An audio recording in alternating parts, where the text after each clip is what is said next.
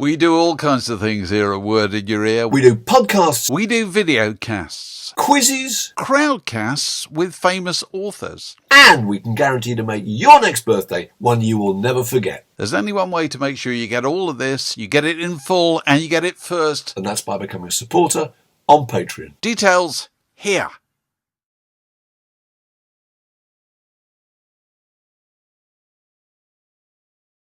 Welcome again. And we're delighted to be joined by another man who genuinely needs no introduction. So again, I'm not going to give him one. Richard Thompson. Yeah.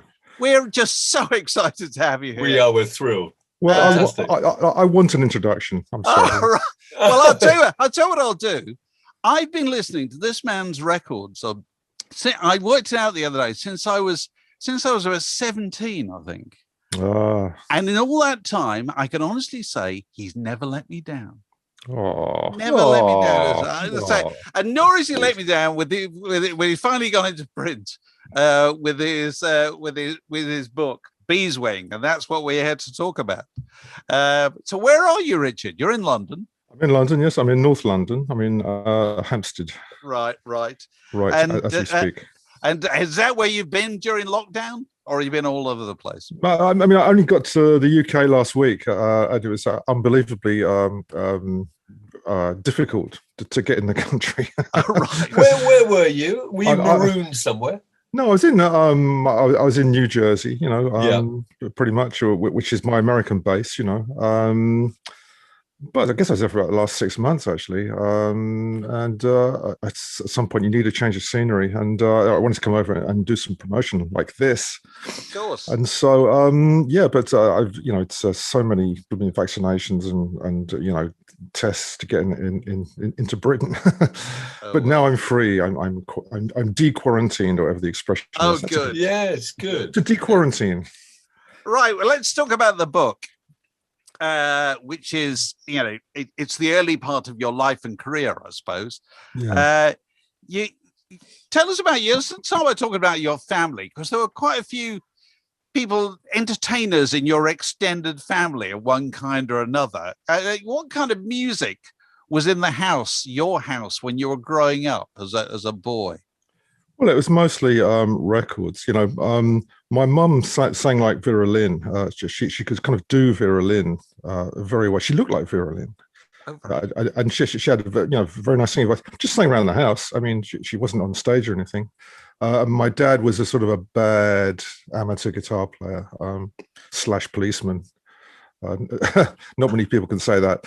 And used to play Louis Armstrong records, is that right? And do a kind of running commentary you mentioned in the book. Yeah. Well, that was the nice thing. My father had, in among the crap, and I do mean crap, there was some nice, jazz records. There was Duke Ellington, Louis Armstrong, and of interest to me as an aspiring guitarist, Django Reinhardt and Les Paul records. So that was great, And then from the other wall of my bedroom, coming through the other wall, was my sister's records. The Jerry Lee and the Buddy Holly, lots of Buddy Holly. She was a huge Buddy Holly fan. So that was nice. My father also, we're Scottish, so we had Scottish dance music. We had Jimmy Shand, and we had. Some of my earliest memories are of pipers, bagpipes up on when we went on holiday to Scotland. Some guy just standing up on a hill, playing, and that incredible outdoor thing where the wind kind of swirls the music around. It kind of phases it around. Interesting mixture, growing up, and I think a lot of that stayed with me, really. But the rock and roll was the hip stuff. That was the stuff. You identified the idea of a guitar hero quite early on, didn't you? You were very attracted to. I think it was Joe Brown really caught your attention. Joe Brown. Well, yeah, he was local. He was homegrown, and he was technically very good, Joe. I think, and you'd see him on, I think it was Oh Boy, one of the early. Rock and roll shows. That was nice. But everybody was playing a guitar. All the rock and roll heroes were at least posing with one. Elvis had one slung around his neck, and so did Tommy Steele. So I started asking for a guitar for Christmas, and I got fobbed off with little plastic toys. They did not take me seriously until I was about 11, and then a real guitar turned up in the house, and I commandeered it, and no one else got their hands on it.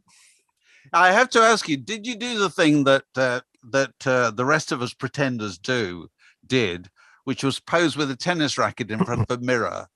Absolutely. Yes, I did that. It's an important stage to go through. I think it's very, very important that you at least you get the look down before you get your hands on an actual guitar. And a tennis racket, as we all know, is very similarly shaped and can almost do the job. In fact, if it was strung in a different way, you might even be able to play it. All this stringing it, grid-wise is completely wrong. You need to string it long-wise. Yeah. So you talk about school, and we get the impression that you didn't do that well at school, and that you're really largely self-educated, as it were, very much like Springsteen and Dylan. And musically, apart from Davy Graham and Peter Green and Howlin' Wolf and the various other things that any aspiring guitarist will be listening to, how did you come across all that interesting, quite esoteric music, Eastern music and flamenco and stuff that that influenced your playing? How did you find those? Well, funny. I think anything that you heard in those days was exciting and new. So if you heard flamenco, I had a flamenco album that my parents bought for me because I was taking classical guitar lessons. And we did a bit of flamenco in that. We did a bit of rasgueando and all that sort of stuff.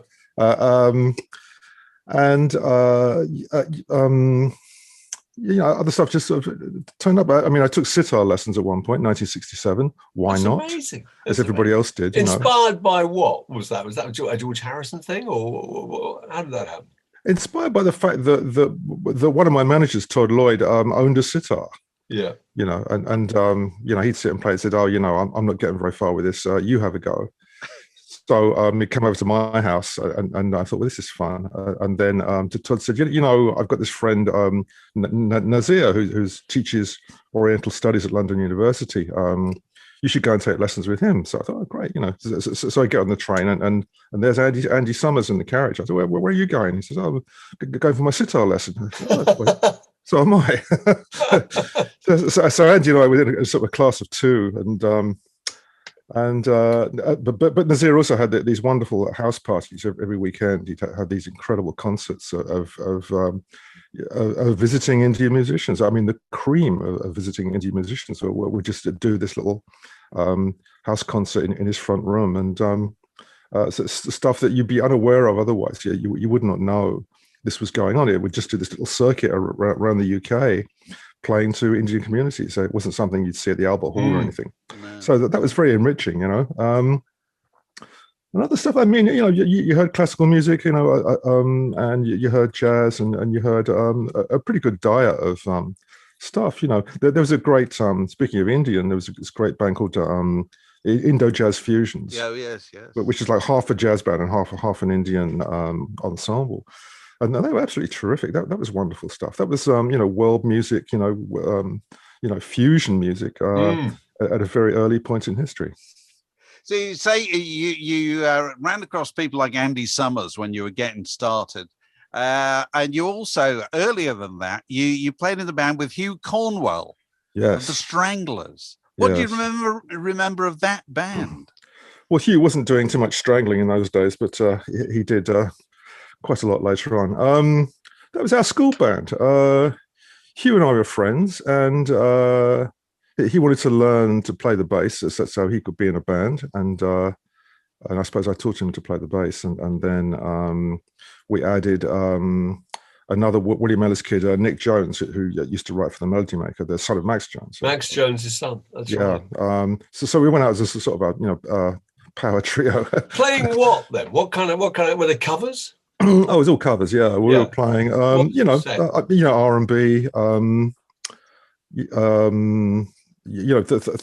that the Who were also covering. Things like Daddy Rolling Stone, songs like that.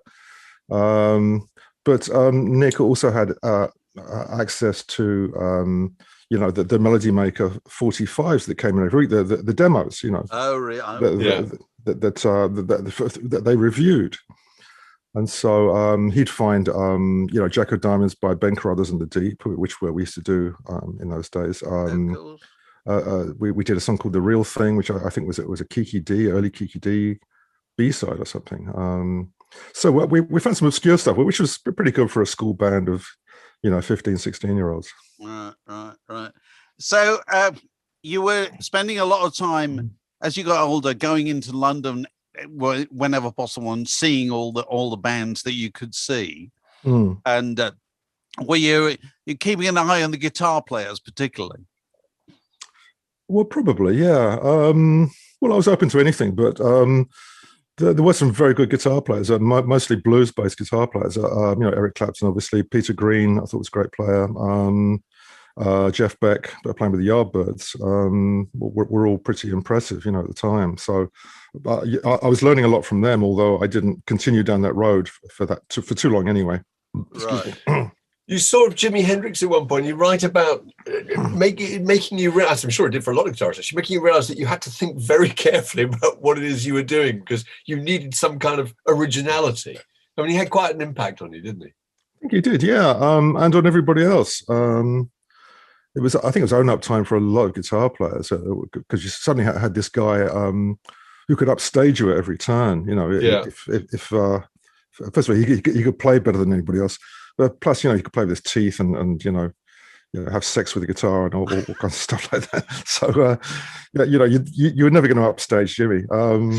And for me, I thought, well, I want to be something a bit different. I want to be something a bit more original. So I'm going to try and have a different style from these other, London-based guitar players.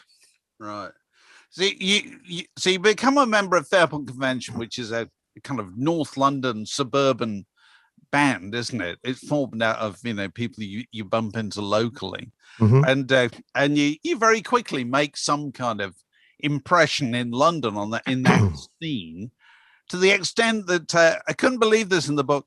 You're invited to Paul McCartney's birthday party, and tell us what you did. Well, I got this nice sort of psychedelic invitation in the post. Sandy got one as well.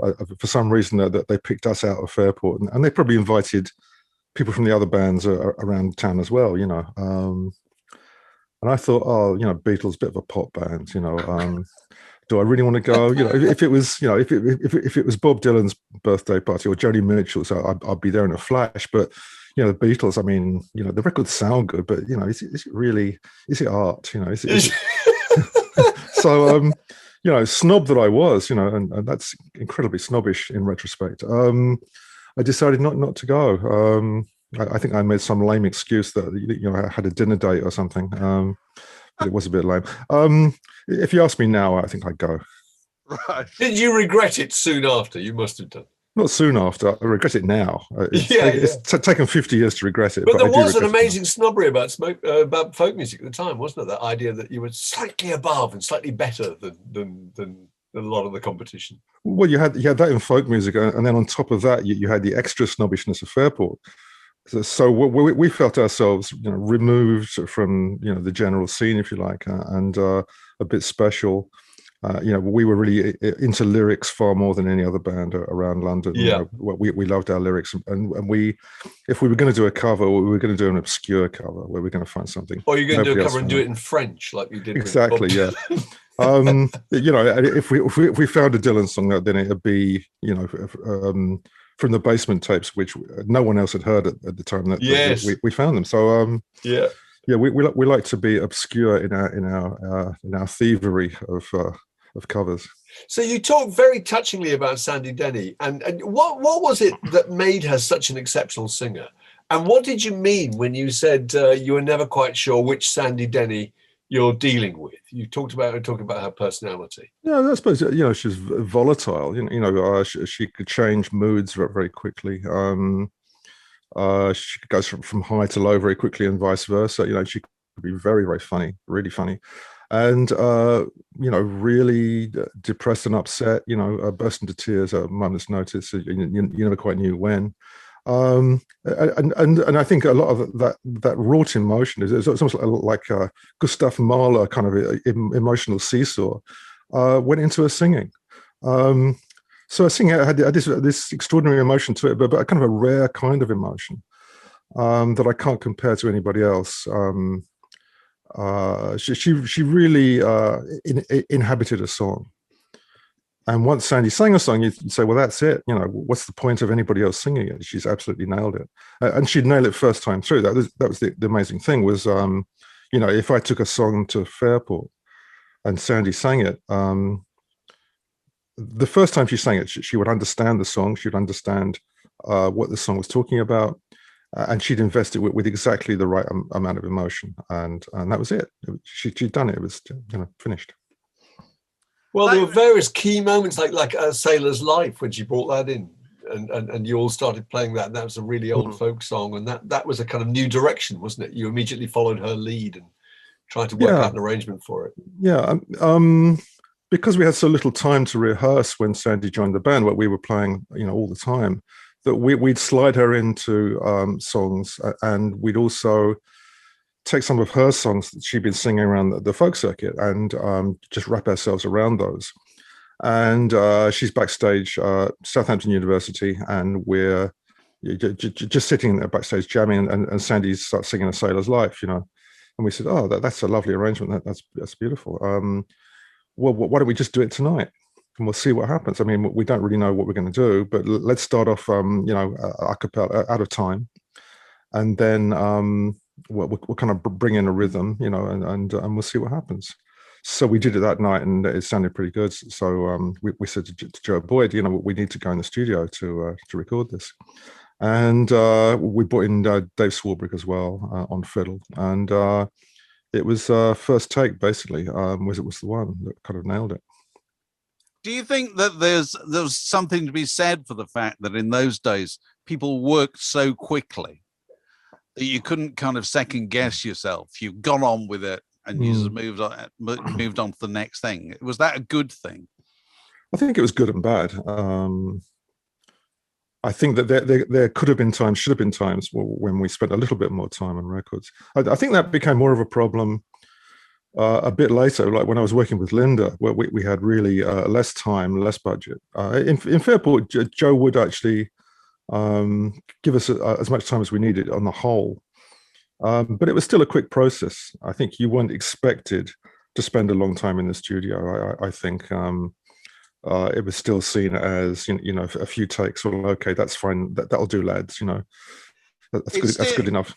It still staggers me, and we were talking about it the other day, that these three records I'm holding up all came out the same year. Yes, they did. 1969. Well, what we did in our holidays, I think we finished recording in December of the year before. So it came out in January. January 69. And then that one came out in May, I think, of that year. Well, yeah, and then Legion of came out in I think, November. Yeah, it is amazing, isn't it? Incredible work rate. It's astonishing. It's astonishing. Well, you know, we didn't go into the studio saying, okay, we're going to make a record, we're going to make an album. We just go in all the time and cut a couple of tracks, and then cut a few more. Sometimes after gigs, we go into the studio, you know, like at midnight, and cut for a few hours. So it was a constant process. Whenever we had a day off, where we just go in the studio and do some more recording. So it was almost an unconscious thing that, oh, now we have enough for an album. It was just this very slow development of records as we slowly got through that process. Yeah. I love all the stuff about life in the van. You know, you're constantly touring. It's not true now, you know, modern musicians, you know, but you spend so much time in a van going up and down the motorway, and you're playing these kind of mile melting games of kind of I Spy and going through number plates and talking about Molesworth, you know, all that, you know. And was that a big part of the band experience? It was, really, wasn't it? And am I right in thinking that's some of your fondest memories in the book? Well, they are. It was part of the bonding process, I suppose, really. Yeah. The fact that it was usually too uncomfortable to actually sleep in the van. You're in a transit van with those sort of rows of seats. It's not like you've got nice airplane seats. That came later, where we got a slightly better seating arrangement. But you couldn't really nod off very easily, so you had to think of something to do, and we just played these ridiculous games, really. You invented kind of words out of number plates. Absolutely, yeah. And the word Unhalfbricking came from one such episode. Right. Where we're playing this game called Super Ghosts, which was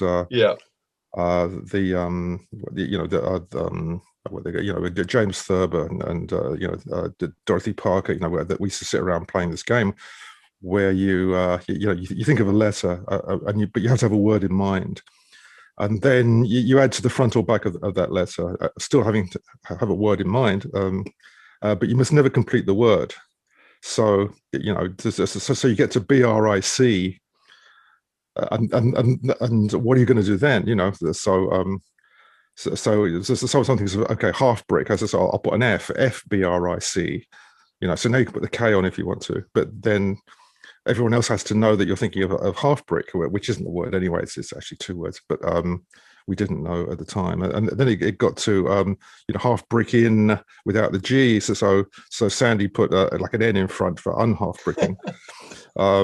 At which point, the game sort of dissolved in hysteria. That's brilliant. That's where that derived from. That's amazing. Yeah.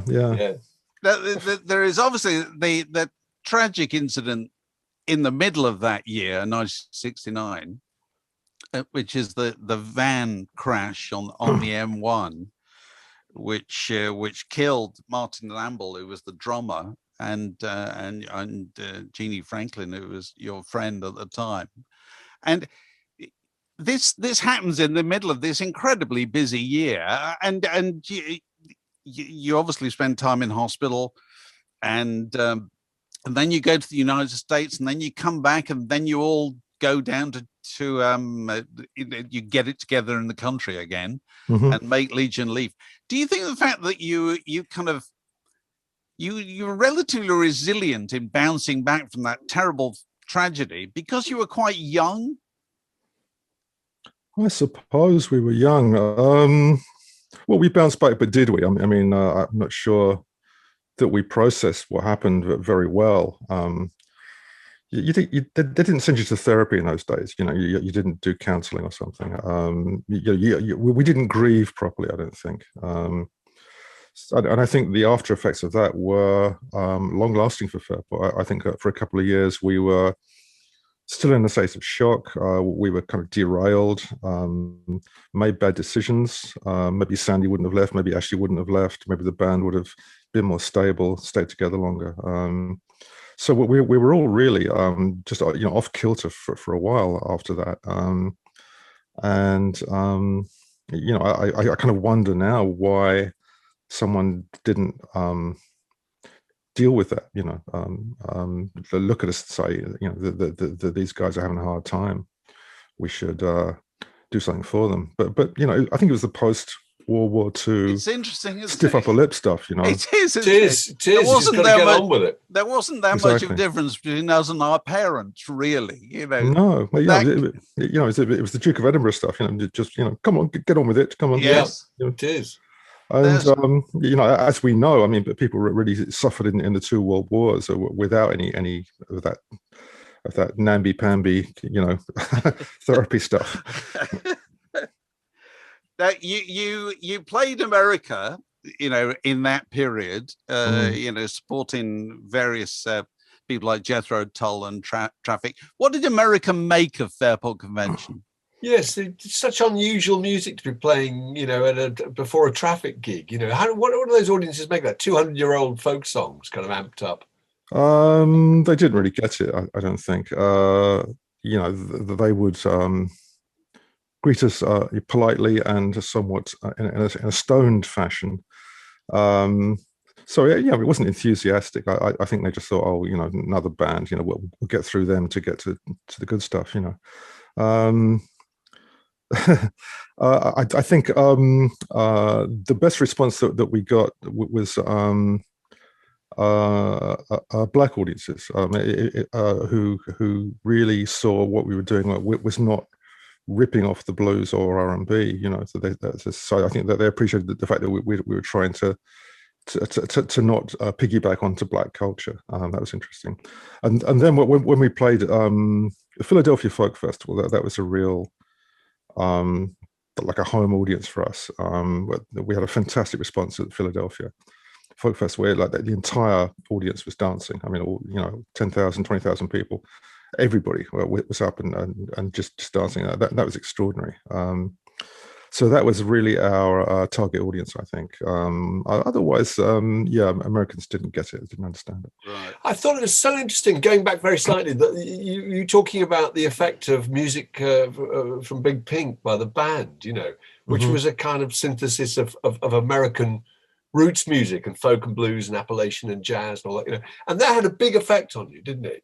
As a group, in some sense, you decided to go off and produce a kind of British or English equivalent of that.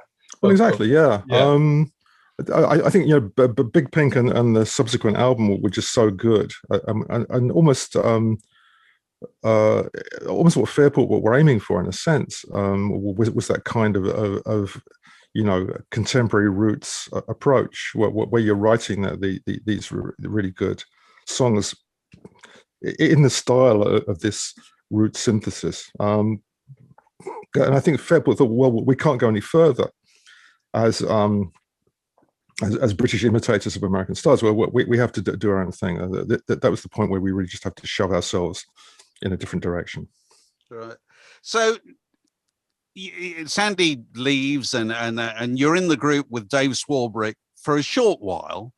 Mm-hmm. Then you pretty much decide, I'm leaving this group, and you were never in a group ever again. Is that because you decided, I can't be in a group? It requires too many compromises.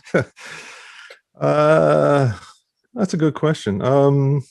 Well, I've been in groups since I was about 12, and I think I just burnt out on bands, and I think I wanted to develop writing a bit more, and I wanted to see where that took me. And for a while, I was happy to be, well, you say I wasn't in groups, but I played in bands of other people. I played in Ian's band, I played in Sandy's band. And then I suppose Linda and I worked as a duo, so then we were more sort of at the helm of a musical entity. And then I was pretty much solo, and I think once you're solo, it's nice to be solo, and it's nice to do projects sometimes, to do temporary affiliations with other musicians. But at some point, I think your ego wants you to be doing your own thing. I'm sure it's an ego thing. Right. There's a very interesting, you had lots of interesting kind of philosophies and perspectives about folk music. And one is that that the folk world, you claim, you feel is rooted in jealousy. Anybody who breaks big has somehow betrayed this egalitarian rule. Why do you think people were like that? You talk about, Billy Connolly and people suddenly having all the success. There's a lot of resentment, wasn't there? Yeah. I just find it surprisingly bitchy and backstabbing after the real camaraderie of the London underground scene at the time. Yeah. You felt a real kinship with Blossom Toes and Family, and Arthur Brown, all these people. I mean, they were just nice people that they'd support you to the end. I mean, it was just a really nice community. The folk music community, on the surface, it was absolutely all of that. But there'd be this kind of bitchy element to it as well, which really shocked me. I was you kind of sold out. You let people down. Absolutely, yeah. And you think of the people who started out on the folk scene, like Isla St. Clair and Barbara Dixon, Billy Connolly, Jasper Carrott. Were seen as almost like betrayers, of some vague socialist ideal that was never exactly fully explained to me. So nobody could have had a chance to have a go at Nick Drake, really, because he could have achieved so much more, And you talk about him and about John Martin, and I thought it was really interesting, with great affection. But is it fair to say that neither of them developed, as you did, this brilliant way of projecting and presenting yourself and performing on stage? And was that part of the reason why they didn't reach the audiences as big as they could have done? Well, I think that they're different cases. Nick just didn't play many gigs. I mean, he didn't play live that much because I think he was shy, and I think in some way he felt he wasn't in control of the auditorium somehow. So somebody coughed, and it was a bit Chick Corea, so somebody coughed, and it would put him off. And he probably did like 6 gigs in his life. I mean, speaking of folk clubs, Nick probably played the Cambridge University Folk Club like twice or 3 times. I don't know how many times. But other than that, I mean, he hardly played at all. When his album came out in America, A&M Records had a cardboard cutout of Nick at the record launch because they couldn't get him to come over and play. So they put the record on with a cardboard cutout of Nick. And, that was about the summation of his stage presence. I thought he was very charismatic. On the one time I saw him on stage, I thought he was really had this charisma about him because he was tall and handsome, and he was kind of interesting to watch, So if he could have just, overcome whatever it was that was stopping him playing live, I think he could have done really well. And you don't have to talk a lot on stage. You don't have to be that outgoing person as John Martin was. John had talked 19 to the dozen between songs, and probably there was more banter than there was actual playing because he'd be tuning up endlessly as well. So you'd be telling jokes and laughing and tuning up, and that'd be about 7 minutes, and then a song would be 3 minutes, and then there'd be another 7 minutes of tuning up and laughing, and but it was fun. It was fun to watch, and I thought John was really good on stage. I mean, he really played well on stage. He really projected well. If Nick had stuck at it, who knows? But very contrasting musicians. I've got to ask you about this record, Richard, because I love this record. This is your first solo record. That's the 4th one. You're the 4th person who bought it. Oh, right. So go on, because this is legendarily unsuccessful, commercially unsuccessful record, isn't it? Which I can't help is partly connected with the image on the cover. I hope so. I hope that's part of its unique charm. Non-success. Yeah, the image on the cover that was a place called Pampersford Hall. The Island Records art department dragged me out there for the photo shoot. A very eccentric place. Hector Binney was the guy who owned the house. This fabulous collection of Oriental porcelain and stuff, continental porcelain. Well, that record, it's my first solo record. I sort of like some of it. I don't like the singing. The singing is really not very good. It's quite a reputation among some people. And disappointingly for me, some people say that's my favorite record of yours. And I think, really? I've been working here for 50 years. And that's the one you like best. Holy cow! It was notoriously the worst selling album in Warner Brothers history. Yes, for various reasons. The cover may have contributed to that. I grant you. But also, I think the music was obscure. It was eccentric. I was trying to kind of state a kind of an intention of style. I think with that record, I was trying to say, this is the way contemporary music should be. It should be very traditionally based. It should be expressive of all these traditional cultures. But somehow it was a bit too eccentric for most people, and almost too eccentric for me. So that when you made the first, you've got them all, haven't you? My goodness, great! I've got what's a library you have there? I literally have them all. But Wall anyway, of vinyl. Yeah. No, this record I was intrigued by. It's widely regarded as one of the great records, and pops up in people's top hundreds and all this kind of thing. But at the time you made it, didn't come out, did it? Island shelved it, didn't they? Was it a year or so before it came out? It was at least a year. It was something like a year and a half. It was an A&R thing. We had an A&R man who I will not mention, who didn't like it. He was more of an R&B person, and he just thought it was a bad record. So he sat on it, and when he left and Richard Williams became my A&R, Richard said, well, you know, what's this record? You know, why is it sitting in the can here? And he listened to it and he said, oh, this is good. We should put it out, you know. So change of A&R and suddenly everything became rosy again at Island Records. Yeah, I mean, it did not bad. If the single hadn't come out at Christmas, it probably would have done better, and we would have had a higher profile for that record. Right, right.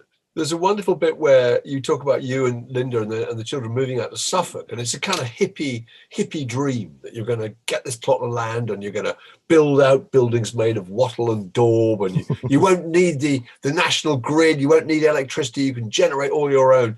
And actually, you didn't know anything at all about farming, did you? No. So at what point did you think you might have been a little over ambitious?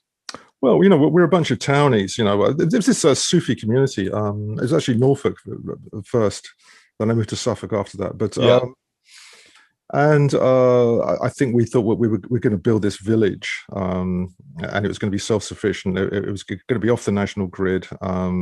You know, we're going to have our own currency. I mean, all kinds of ideas. Wow. Not uncommon in the 1970s. I mean, you know, absolutely, no, everyone was doing it. We laughed. I see you laughing, but actually, it was you know, lots of people were thinking the same kinds of ideas. Yes. So, and it was a kind of disaster in that sense.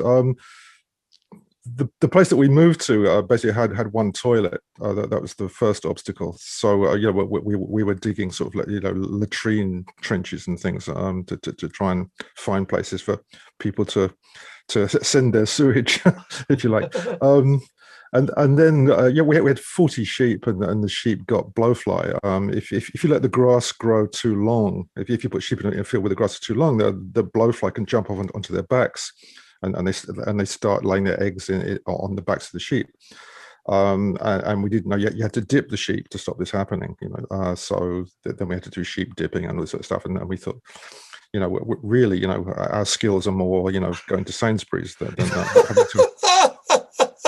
to disinfect sheep. This is not really fast. So I think we backed off slowly from all these wonderful idealistic ideas. Yeah.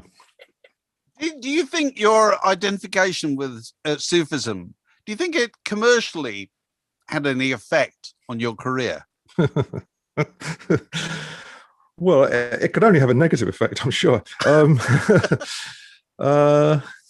probably didn't help, you know, but it was still the 70s. I mean, I think the 70s, you didn't really care about commercialism as such. You thought, you know, we make albums. Everyone's an album band who's worth anything. You know, if you're a prog rock band, you know, if you're Yes, then it's about the album and not the single. You know, if you're Traffic, it's about the album, not the single. Although they stuck out singles, that wasn't really the point. It was to be an album band, and then you tour the states and in stadiums and become mega. You know, it's sort of the Pink Floyd model or the Who model, if you like. So that didn't, you know, I think we weren't thinking along those lines at all. We just thought, well, this is the music we make, and if people like it, they like it. If they don't, they don't. Right. And you went off at one point, which I didn't know actually, and you worked in an antique shop, didn't you? Is that right? Yeah. What was that like? And what happened when people came in and recognized you? Did anyone recognize you as the? No one ever recognized me. No, ever. Well, it was fun, you know. Me and my mate Larry, who was you know, a bit of a sort of reformed villain, actually, had a shop in Crawford Street, and was at a market stall on Church Street off of Edgware Road, and that was fun. You know, we do house clearances. You know, we go down Brick Lane. You know, picking up you know, the early bird catching the worm.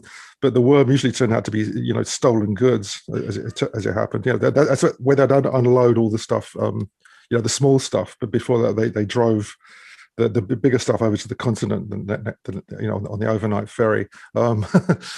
So yeah, it was fun. I mean, you know, I really enjoyed it. But a year of that was enough for me, and I really had to get back to music. I was trying to think of something to do that wasn't music for a while. Again, I think it's just burnout, you know. Right. And everything had changed, hadn't it? I mean, you talk about, Bohemian Rhapsody, and there was The Damned, there was disco, and the charts are full of records like Save Your Kisses for Me. And did you feel that that it might be harder to make your way in that market? I don't know. Well, at the point where the book stops, I really did feel frustrated and thought, well, our audience has disappeared. Yeah, the old folkies of the 60s have actually settled down. They've got kids now, that they don't go out to gigs anymore. They don't seem to be buying any records either. What are we going to do? Are we going to go back to folk clubs? Maybe that's what we have to do right now, because the landscape had changed so much. And it was punk, which simultaneously was destroying folk music, was destroying the previous generation. But for me, it was also inspirational. So while the Sex Pistols were killing our career, they're also pointing the way forwards as far as I was concerned, because here was music that was, again, basic, and I thought not that different from Elvis and the Sun sessions. It had raw intensity. Let's get back to that. But it took us a while to get back to that. Right. The book ends with round about the death of Sandy Denny, which I think was actually 43 years ago today. I was reading somewhere. Oh, yeah. Which is an awful long time ago. Why does the book end there? And is there going to be another book? Questions. Let me think. Well, I think the book ends there because I really didn't play much in 76. So there wasn't that much to write about. 77 to 80, I didn't feel that I liked the records that we made in that era, the Chrysalis albums that we did. And I didn't really want to write about them.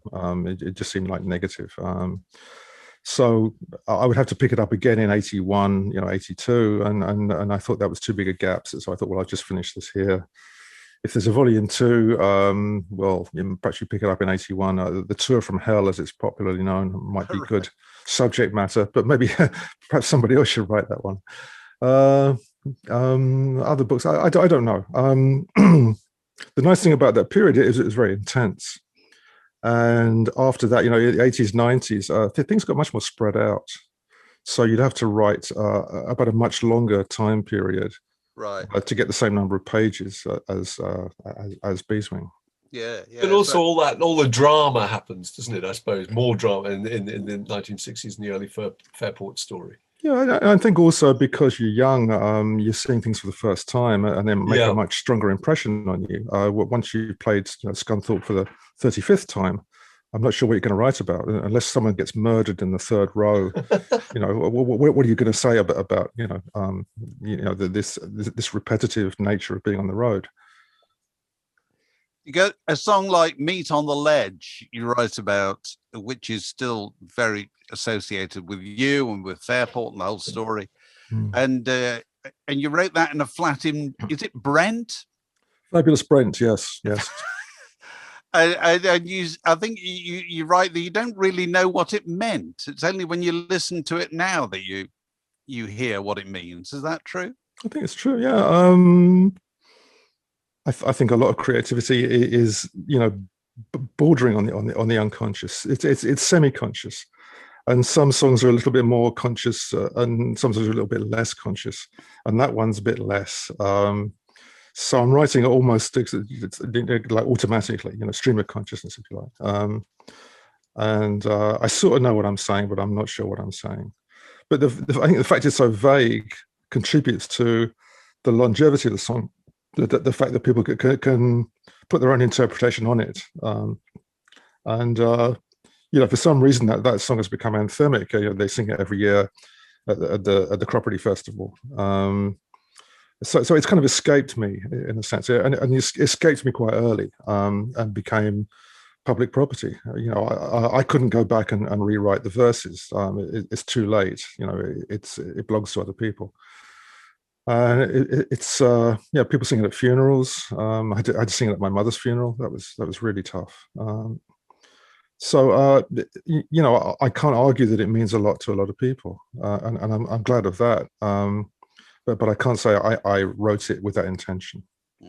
Well, songs with a sense of mystery tend to last so much longer, don't they? People are so, still writing books about what Visions of Johanna means by Bob Dylan. Absolutely, yeah.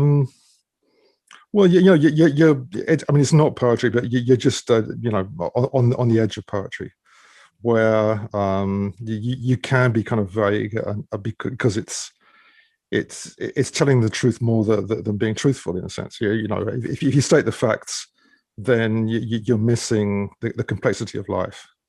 Whereas if you're poetic about it, then you're going beyond words. You're writing more about something that's unspeakable. So I think a good vague song like Visions of Johanna, if you like, it enters that world where you can put your own interpretation, like your own spin on it. Well, you must be very gratified by the response to the book. Fantastic. I mean, it's done really well. This week coming up, we're number 3 in nonfiction in the Sunday Times. Oh, well, that's staggering. Yeah. It's so good, though. It's so good the way you write about music, the way you write about the internal dynamic of the band, the way you write about the world around you at the time. It's really original, really refreshing. Gosh, congratulations! It's a miracle, that's all I can say. And we must just mention Scott Timberg, who you wrote it with. Yeah, Scott. I wouldn't have written it without Scott. Scott pushed me and shoved me for a couple of years. Scott Timberg, for people who don't know, was a wonderful journalist. Wrote for the LA Times for many years. Wrote for the LA Review of Books, and wrote some books about music as well. And so I finally said, okay, I'll do it, but you have to help me. How am I going to do this? He said, well, let's do interviews, and I'll transcribe them and clean them up a bit, and we'll see what happens. But I really didn't like the result of that. There was no voice. There's no kind of author's voice to it. So I thought, well, let me write it.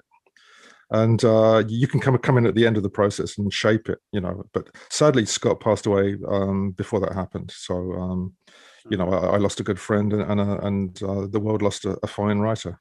Oh, well, that's very sad. There's the book, Rich Thompson, Beeswing, out now. You won't be traveling around bookshops to sign it because nobody's doing that at the moment. Sadly, no, but there are many signed copies. I signed like thousands, so I hope you can get your hand on a signed one if you want it. Available or a rare unsigned one. Yeah, that's right. So signed ones are on eBay already for 100 quid. Oh Lord, that's shocking. Congratulations, so good, Richard. Thanks very much. I think we